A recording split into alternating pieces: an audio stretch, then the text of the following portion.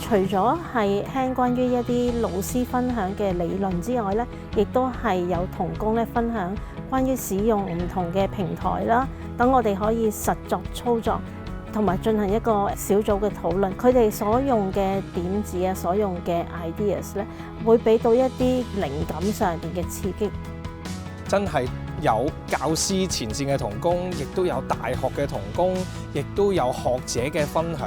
咁我覺得呢個係俾到我好全面嘅一啲接觸。原來好多唔同學校，亦都有好多唔同嘅點子，有好多嘢係我冇諗過嘅。